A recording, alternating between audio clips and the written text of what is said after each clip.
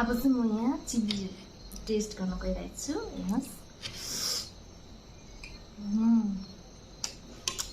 Yummy.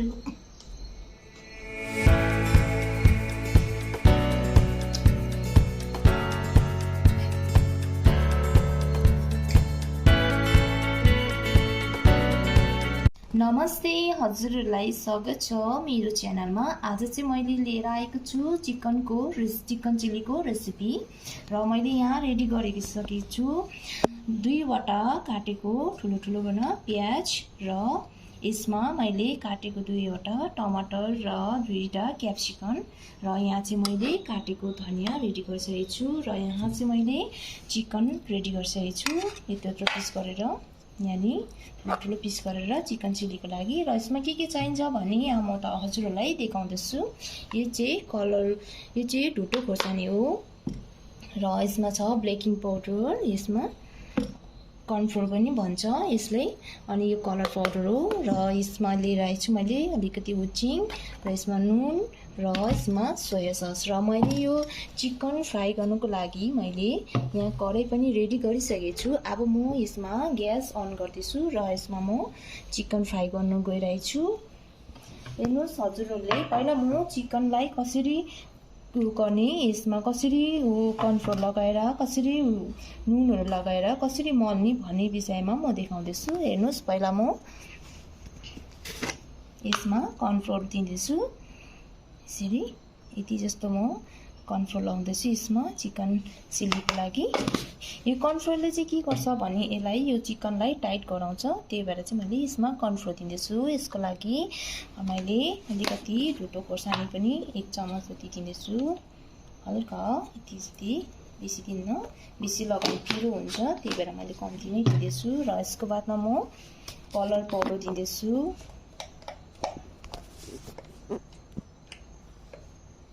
Colour powder यति जति दिँदैछु, अलिकति कलरको लागि हल्का। र यसको बादमा म नुन दिँदैछु। हजुरहरूले पनि घरमा यसरी नै चिकन चिल्ली खानु मन पर्यो भने यसरी बनाएर खान सक्नुहुन्छ। र हेर्नुहोस्, मेरो भिडियोलाई फर्स्टदेखि लास्टसम्म चिकन चिल्ली कसरी बनाउनुहुन्छ भन्ने विषयमा। बेसी नुन पनि दिनु हुँदैन, चर्को हुन्छ। र म मल्न गइरहेको छु यसलाई, कसरी मल्ने भने एउटा स्पुन लिँदैछु यसको लागि। यसरी स्पुनले म चलाउँदैछु यसमा यसरी। हजुरले पनि यसरी नै गर्नुहोस् र चिकन चिल्ली बनाएर खानु मन छ भने यसो गर्दैछु। अब चाहिँ यहाँ तेल गरम भइसकेको छ। अब यसमा चाहिँ म चिकन दिन गइरहेको छु। हजुरहरूले हेर्नुहोस्, यसरी चिकनलाई फ्राई गर्न गइरहेको छु।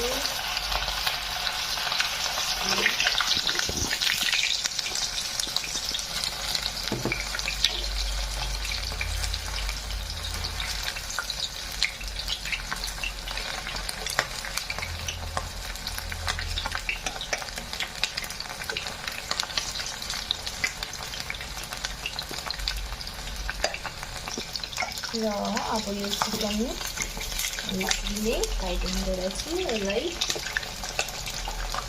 10 मिनट जति मजाले फ्राई गर्नुहोस् यसलाई चिल्लीको लागि। अब चाहिँ यहाँ फ्राई भइसकेको छ, यसरी टाइट भइसकेको छ, यो एकदम मजाले फ्राई भइसकेको छ चिकन चिल्लीको लागि। चिकन रेडी भइसकेको छ र अब यसलाई म निकाल्न गइरहेको छु एउटा बोलमा।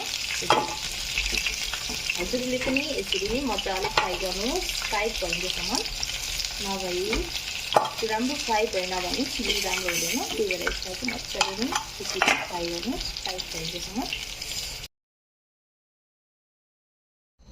अब चाहिँ यहाँ चिल्लीको लागि तेल गरम भइसकेको छ र म यसमा चाहिँ फर्स्टमा चाहिँ म यसमा प्याज दिन गइरहेको छु चिल्लीको लागि। यसरी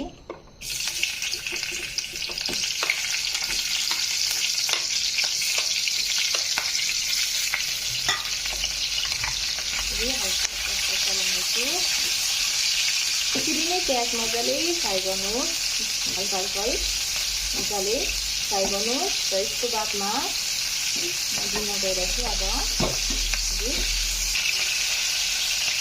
अब चाहिँ म यसमा क्याप्सिकम दिन गइरहेछु। प्याज फ्राई भइसकेको छ।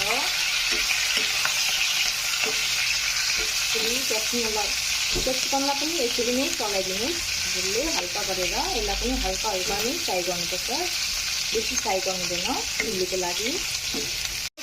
क्याप्सिकम पनि फ्राई भइसकेको छ, फेरि फ्राई भइसकेको छ।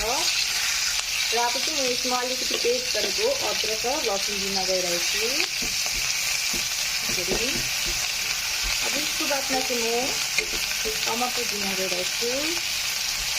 यसरी टमाटर अब यसको बादमा टमाटर दिन गइरहेछु। फेरि टमाटरलाई बेसी फ्राई गर्नु पर्दैन, हल्का फ्राई गरे हुन्छ। यसरी नै टमाटरलाई पनि र टमाटर पनि रेडी भइसक्यो। टमाटरलाई बेसी पकाउनु पर्दैन, यति भयो हुन्छ। टमाटरलाई त खासै लाउँदा पनि केही हुँदैन, तर हल्का फ्राई गर्नुपर्छ टमाटरलाई। त्यसको बादमा म अघि चिकन फ्राई गरेको चिकन दिन गइरहेछु। फेरि म फेरि चलाउनेछु यसरी। र यसको बादमा म कलर दिन गइरहेछु। यसरी कलर पाउडर दिन गइरहेछु। यो कलर पाउडर चाहिँ म किन दिँदैछु भने चाहिँ हल्का कलरको लागि दिँदैछु यसरी। फेरि यसको बादमा म सोया सस दिन गइरहेछु। यो सोया सस दिँदैछु म। र यसको बादमा म लसुन दिन गइरहेछु।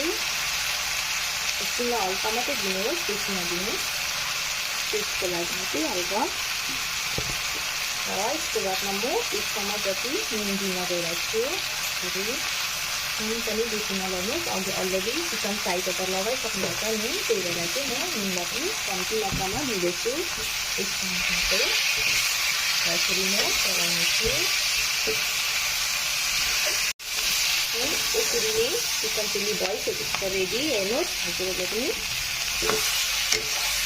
अब यसको बादमा चाहिँ म धनियाँ दिन गइरहेछु।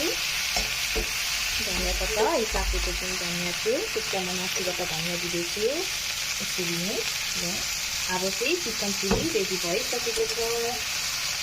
म ग्यासलाई अफ गर्दैछु। र हेर्नुहोस् हजुरहरूले पनि चिकन चिल्ली यसलाई म यस्तो हल्का चलाउनु दिँदैछु। र म एउटा प्लेटमा निकालिदिन्छु अब यो चिकन चिल्ली। अब चाहिँ म यहाँ एउटा प्लेटमा लिँदैछु। हेर्नुहोस् टमाटरलाई अघि मैले हल्का मात्रै गरेको थिएँ र टमाटर हेर्नुहोस् यतिको पुरा मजाले नै पाकिसकेको छ। र म अब लिँदैछु चिकन चिल्ली एउटा प्लेटमा यसरी। हेर्नुहोस् यसरी चिकनलाई यसरी गरी लिँदैछु।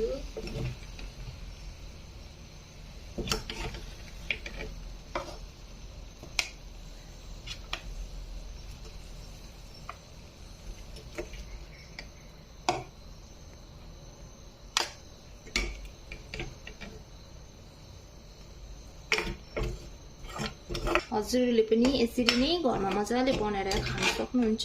र हेर्नुहोस् मेरो रेसिपीलाई। हजुरहरूलाई यो चिकन चिल्लीको रेसिपी मन पर्यो भने मेरो भिडियोलाई लाइक, शेयर, कमेन्ट, सब्स्क्राइब गरिदिनुहोस् ल।